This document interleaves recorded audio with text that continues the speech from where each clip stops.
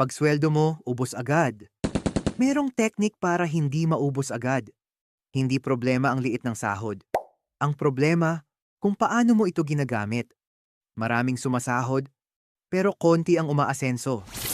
Bakit? Dahil walang sistema ang pera nila. Kung gusto mong tumagal ang sweldo mo, kailangan mong baguhin ang paraan ng paghawak nito. Unang dapat gawin, magtabi agad. Hindi tira-tira. Hindi kung may sobra. Kundi automatic, pagpasok ng sweldo, may bawas na agad. Mag-set ng kahit 10%.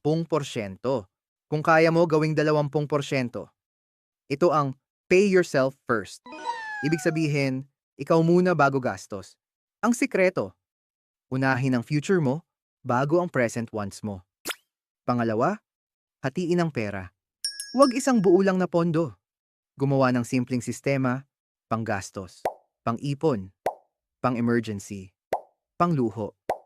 Halimbawa, 50% sa needs, 20% sa ipon, 20% sa wants, 10% sa emergency.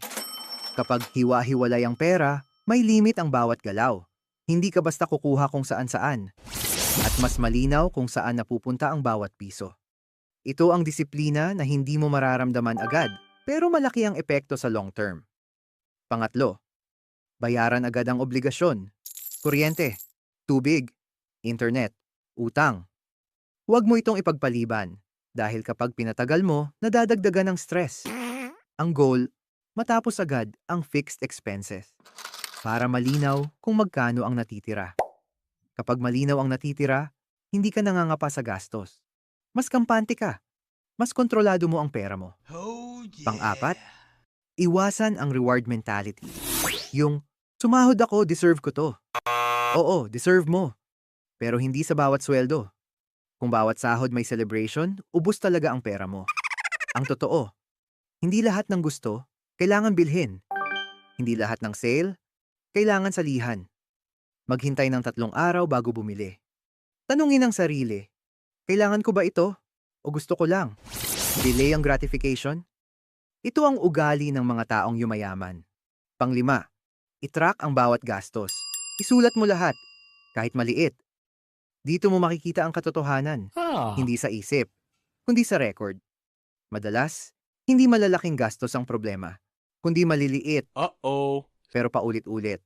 Kape, delivery, online shopping, mga bagay na parang maliit, pero kapag pinagsama-sama, malaki.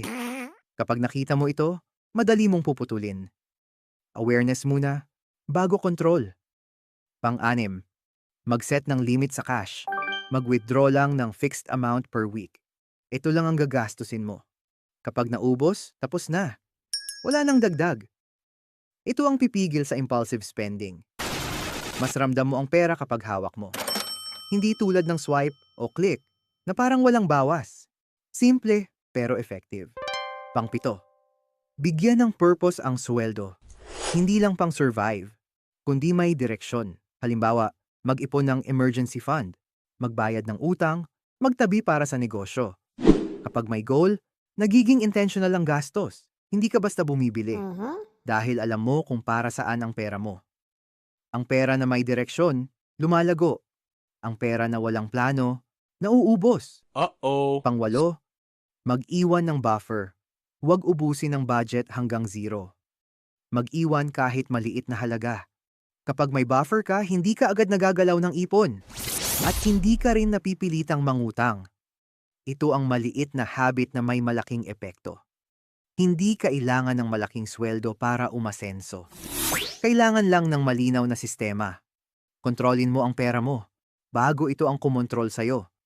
Sa susunod mong sweldo, huwag mong hayaan na maubos agad.